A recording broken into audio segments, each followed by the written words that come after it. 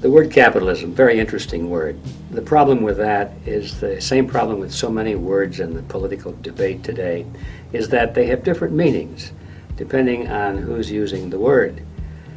We hear a lot today about we must get rid of the capitalist system. You hear that a lot from people who are worried about the banking crisis, worried about the economy, and they think that somehow that's related to capitalism. And so the big cry is, capitalism is the enemy. Get rid of capitalism and go to socialism or communism or fascism or something else, anything other than capitalism, because that's the big bad boy.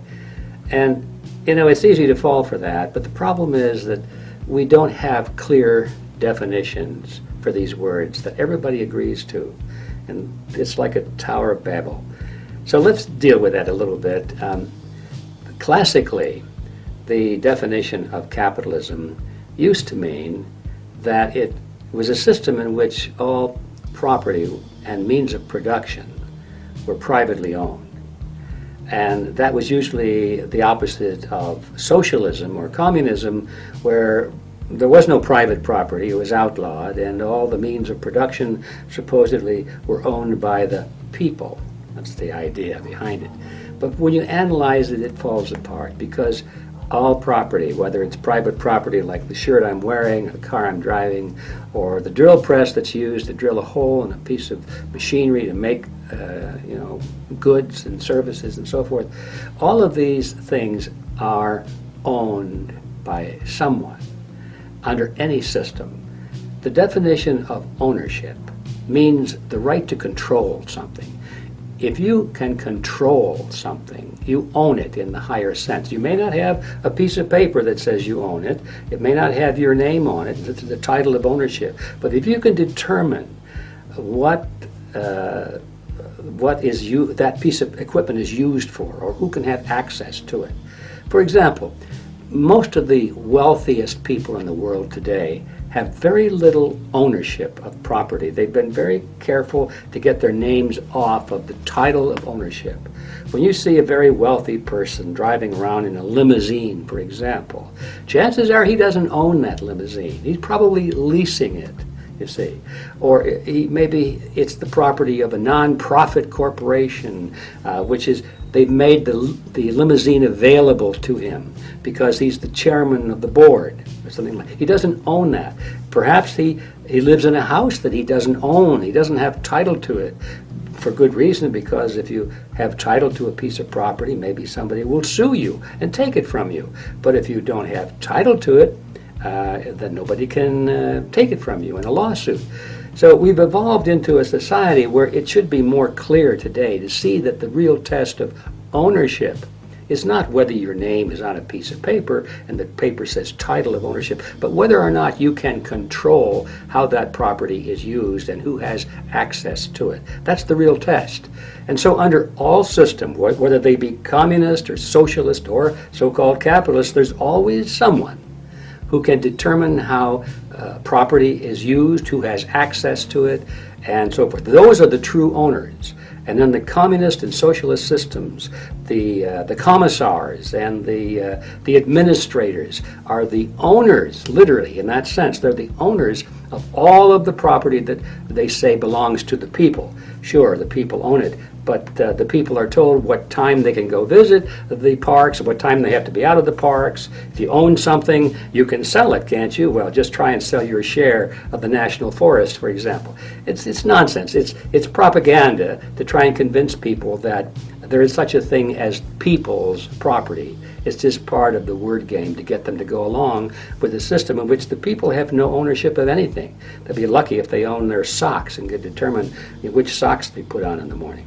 So we get back to this question of ownership and capitalism, and that's the real word there, because the idea is that individuals should have the right to own or determine access to a piece of property, whether it's the land they build their house on, whether it's their car or their clothes, and so forth.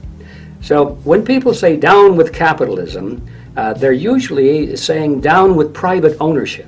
They do not want individuals to own anything. What they really want is for the commissars and the administrators of the state to own everything. That's really what they're saying.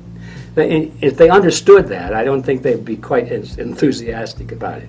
And the other part of the problem is that the banking crisis today has nothing to do with private ownership of property. The banking crisis is a result of fraud, and it's a result of legally protected fraud, which means that the bankers and the politicians have gone into partnership together, and the trouble we're having with the banks is that the government is protecting the banks, keeping them from failing, supposedly in the benefit of the people, you help the people and all of that, but it doesn't help the people. It puts the people further into debt. It inflates the prices of everything. Meanwhile, the bankers are doing quite well, thank you. Those bankers are not capitalists. Most of those bankers, I guess the best word you would say for them is they're collectivists, which is another word of saying socialists. In every socialist country, you've got bankers, don't you? So what's the deal here? You see, where the problem is that words mean different things to different people. I have often said that if we stripped away all of these words, like communism versus capitalism versus socialism, fascism, Nazism, left versus right, conservative versus liberal, all of these words get in the way. The whole ideology boils down to a choice between two things. One is individualism, and the other is collectivism. Those words have meaning. They're not familiar to us, but if you look them up in the dictionary, you'll find pretty clear definitions that everybody can agree on. You may not like the definition. You might say, well, I prefer to be a collectivist rather than an individualist, but it's pretty clear what it means. Individualism, simply in a general sense, means that the basis of society is the individual. That's the most important element in society. And the purpose of the state is to protect the individual. And the state is the servant of the people.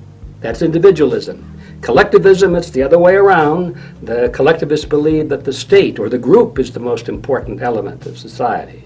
And the purpose of the people is to serve the state. And there's your choice.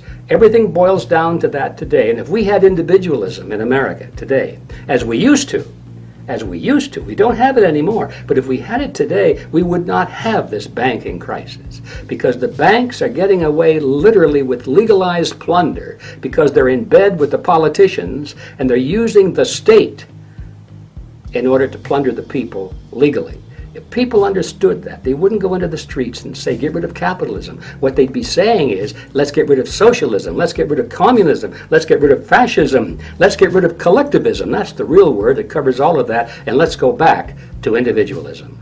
Now, within that discussion of capitalism and socialism and left versus right, if you want to really look at the word capitalism, you could say, okay, let's deal with that. Let's accept that word. What does that mean? As I said before, classically it means the private ownership of property and the means of production. But as I also said, all property and means of production is owned by someone. But there could be within that definition two types of capitalism. One would be free enterprise capitalism. That means the private ownership of property and the means of production by individuals, and they're competing with each other in the free market. They're doing what they can in order to make as much money as they can, but the only way they can make more money is by finding a solution to the needs and the desires of the buyers. In other words, to become wealthy in a free market economy, in a free enterprise system, you have to produce what the consumers want. Otherwise, your competitor will do it and you're out and he's in. But in the other kind of capitalism, which I call monopoly capitalism, that's the system we're living under today. Under monopoly capitalism, people don't get rich by producing better goods and services at lower prices. They get rich by going to the halls of Congress and paying off the politicians to draft laws that legally protect them in commerce and give them an advantage over their competition. So now they get rich because of political influence, and the politicians give them monopolies in the marketplace. That's the kind of capitalism we have today. And so it's as clear as black and white. Free enterprise capitalism is the basis of individualism. Monopoly capitalism is the basis of collectivism.